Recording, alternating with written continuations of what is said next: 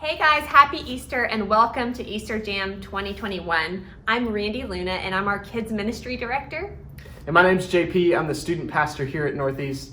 And together, Randy and I run our Next Gen team. Next Gen is birth all the way through 12th grade. And so whether you've been around Northeast for a while or this is your first time, we just want to say welcome, you belong here. We are so glad that you're spending Easter with us. Absolutely. And if you need more information about Northeast or want to find out how to get involved with Next Gen Ministries here, go to our website, nebc.ch/nextgen. We hope you enjoy Easter Jam 2021. We hope to see you on campus soon. See ya. Bye.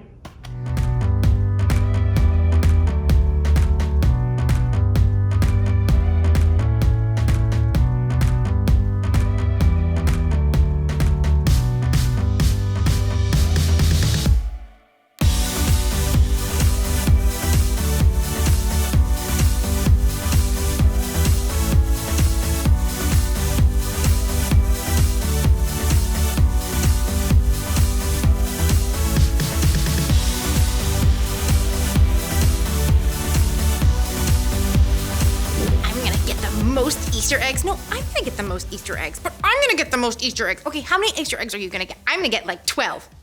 I'm gonna get 13. Hi everyone! Happy Easter! I'm your host, and I am so excited that you've taken a few minutes to sit down and join me wherever you are. Together, we're gonna celebrate the most important event ever, Easter. Now, you and I both know Easter is about more than eggs and chocolate and that fake grass you'll be vacuuming up for weeks. It's about the biggest moment in human history. But before I get to that, I thought it might be fun to take a look at how Easter has been celebrated in the past. Whoa, okay, not quite as far back as the very first Easter. See, at that time, Jesus' disciples were hiding behind closed doors. And well, I think we've all had enough of that in the last year. I'm talking about the way our great-grandparents celebrated Easter in style. Okay, let's be real. Some of you are in your PJs right now, or at least your comfy clothes. But earlier generations really knew how to make the day festive. And of course, some of the traditions we know and love today started many years ago. Take Easter eggs. See, Easter eggs were first decorated more than 500 years ago as a symbol of new life. Check this out. You've got egg art of all kinds. Carved eggs, wooden eggs, whoa! Painted eggs. It's so beautiful. And the classic plastic eggs. But my personal favorite? The chocolate cream egg. See, in the United States, we even have a national tradition called the Easter egg roll that has happened every year at the White House since 1878. And since none of us are actually at the White House today, I thought it would be fun for every family to do your very own Easter egg roll right now. So, first, figure out how many in your family are going to play. Then, go get an egg for each family member. It can be a plastic egg, or, if you're hardcore, use real eggs. You got 30 seconds to go grab them right now.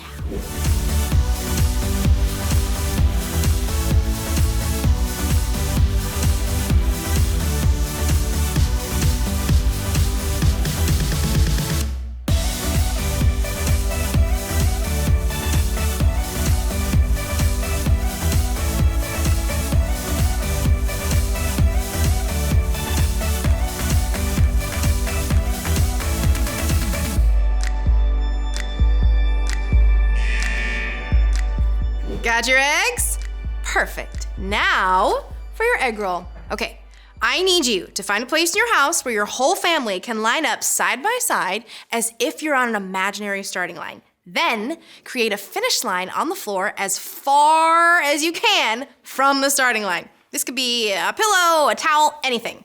Then your family will count down from 3 and start rolling your egg from the starting line to the finish line. First family member to get your egg to the finish line wins. Ready, set, okay, wait. You can't just roll the egg with your finger. That's too easy. You have to roll the egg with your nose.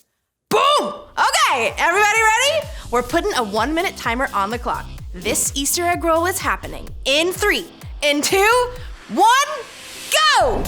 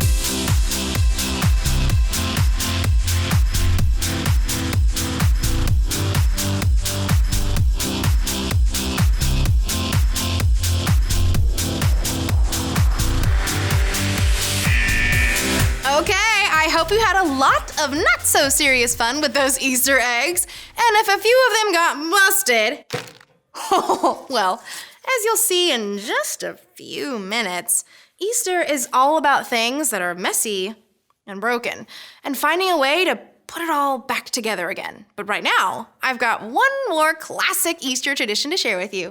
Chocolate Easter bunnies! Mom, I thought we got the big ones. No? That's okay. It's gold. The first ones showed up in Germany in the mid-1850s, but they became popular in 1890 when an American shop owner stuck a 5-foot chocolate bunny in his window. 5 feet! That's taller than a lot of you. Oh, and kids, I really think you should know, 81% of parents will sneak some of their kids' Easter candy. Watch your baskets. With that in mind, we've got a special activity for your family called Bust Your Bunny! First, figure out how many in your family are going to play. The more the merrier. Then, you need a chocolate bunny and some icing, or frosting, for each player. Doesn't matter how you say it, or if it comes in a tube or a tub. You can play in teams if you like. You'll also need 1 hand towel and 1 hammer. Yeah, I said hammer. But don't sweat it if you can't get one right now. A book, a can of soup, even your fist will work. Okay, press pause now to get everything and everyone in position for the game. I'll wait right here.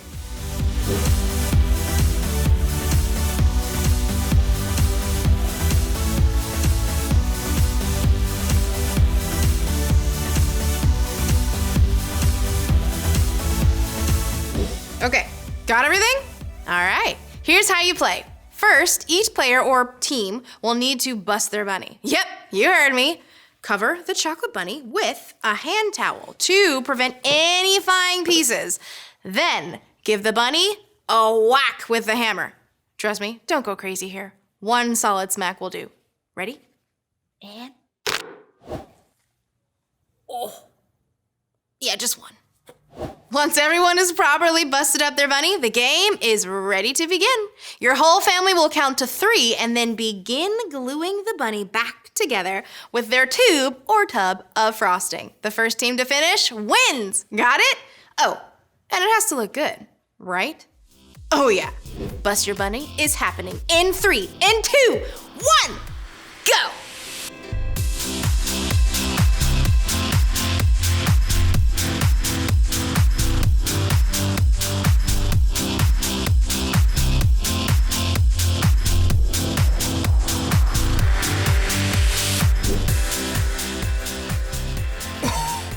Wow, that was a mess, but I'm sure your results were, well, creative. And delicious. And make sure you post a pic of your glued back together bunny on social media. Show all your friends and your family. Now, as we've said earlier, Easter is all about something good coming out of something bad. It's about a plan that God formed from the foundation of the world, just like this lily grew from a dry bulb in the dark earth. God's plan took shape out of darkness and brokenness. And at the right time, He brought about the most amazing, breathtaking, beautiful event this world has ever known. Let's take a look. In the beginning, God created everything. He formed people in his own image. There was nothing between God and us. It was peaceful. It was perfect. But then we turned away from God. When sin entered the world, everything broke. It seemed there was no way for us to be whole again. But God loved us so much.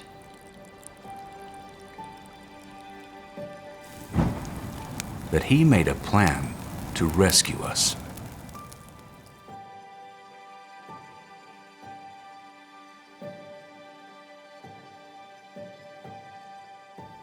God sent his very own son, Jesus, to live among us.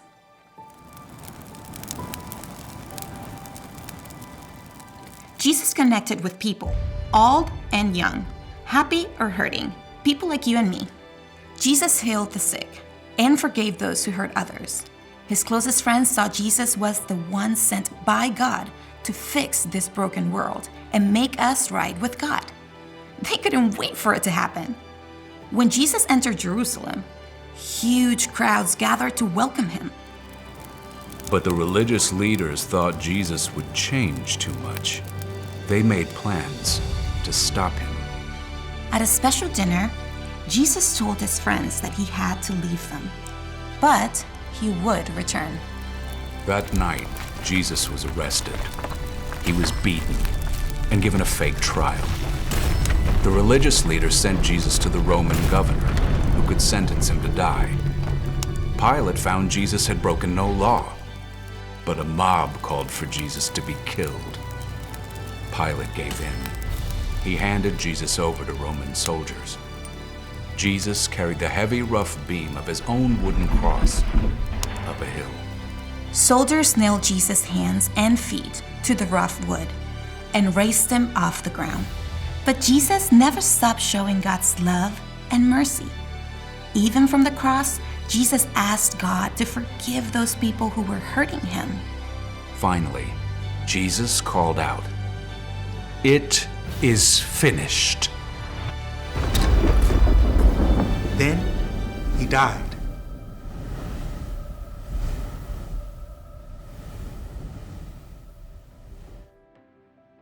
Jesus' body was placed inside a stone tomb with a huge rock blocking the entrance. It seemed the plan had failed, that the world was broken forever, that no one could put the pieces back together. Early Sunday morning, on the day we call Easter, Mary Magdalene hurried to the tomb. She wanted to make sure Jesus' body was buried properly. But something was wrong. The stone was rolled away. When Mary looked inside, the tomb was empty. Mary saw a man and asked for help. The man called her name, and then she knew. It was Jesus, alive! God's plan could not be stopped, even by death. His love was too big. Jesus, God's Son, Took all our broken pieces. All of our sin. and made something new. Jesus lived and died And rose again. So we could be right with God. Forever.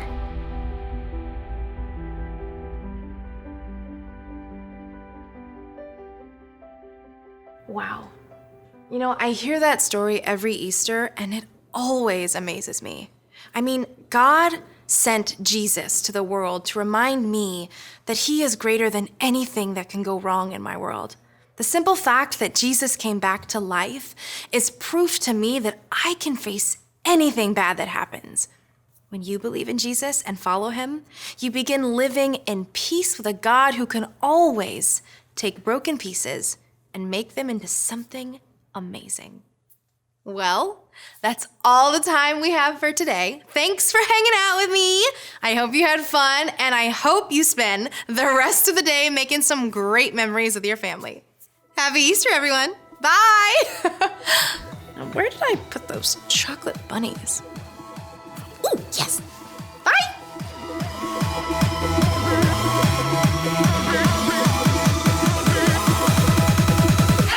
The greatest day in history. Death is beating, you have rescued me. Sing it out, Jesus is alive. The empty cross, the empty grave. Life eternal, you have won the day. Shout it out, Jesus is alive. He's alive. Oh, happy day, happy day. You wash my sin away. Oh, happy day, happy day. I'll never be the same. Forever I'm changed.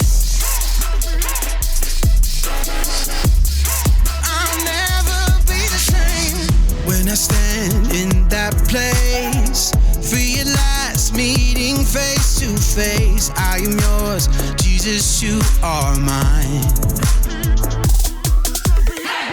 In this joy, perfect peace, earthly pain finally will cease. Celebrate, Jesus is alive. He's alive.